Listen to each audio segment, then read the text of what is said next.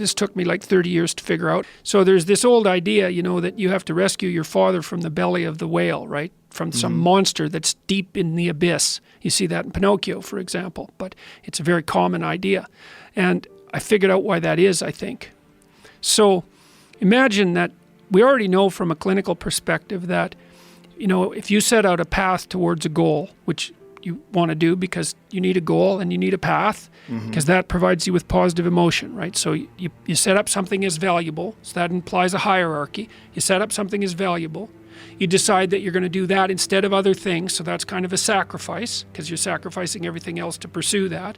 And then you experience a fair bit of positive emotion and meaning as you watch yourself move towards the goal. And so the implication of that is that the better the goal, the more full and rich your experience is going to be when you pursue it. So that's one of the reasons for developing a vision and for fleshing yourself out philosophically, because you want to aim at the highest goal that you can manage.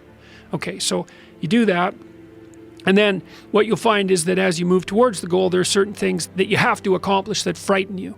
You know, maybe you have to learn to be a better speaker, a better writer, a better thinker, or you have to be better to people around you, or you have to learn some new skills and you're afraid of that, whatever, because it's going to stretch you if you pursue a goal. So that'll put you up against challenges.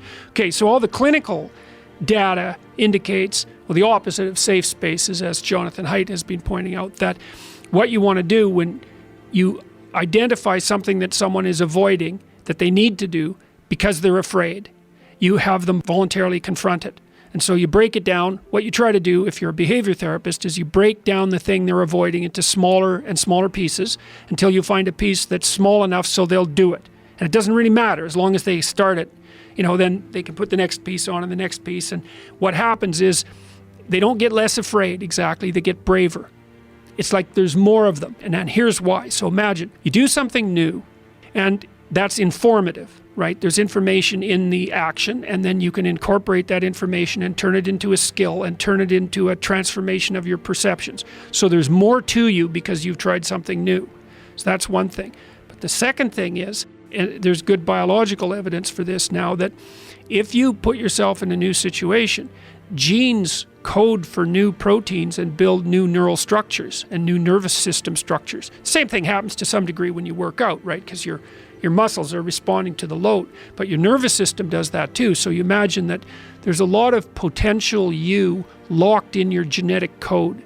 And then if you put yourself in a new situation, then the stress, that's the situational stress that's produced by that particular situation, unlocks those genes and then builds new parts of you.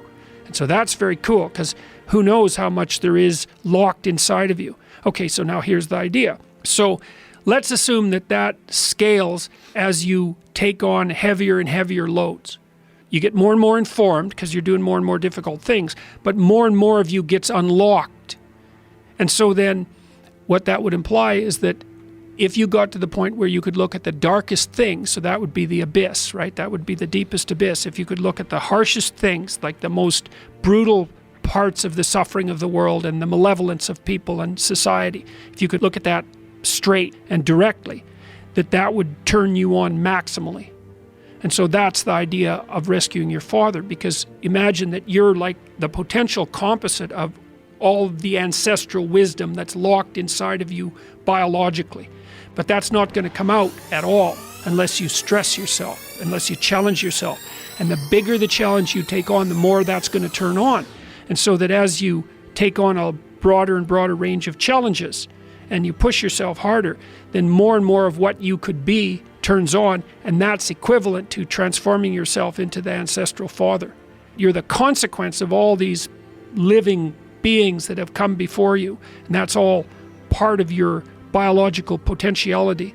And then if you can push yourself, then all of that clicks on, and that turns you into who you could be. That's the re-representation of that positive ancestral father. So that's why you rescue your father from the belly of the beast. The idea would be that if you can face the malevolence and you can face the suffering, that opens the door to your maximal potential. The optimistic part of that is that although the suffering is great and the malevolence is deep, your capacity to transcend it is stronger. So what you get out of the most negative viewpoint is the most positive possible consequence. Because one of the things you'd like to know, if you wanted to know something deep about yourself, is that you could face the worst that there was and prevail. I believe that people are capable of that.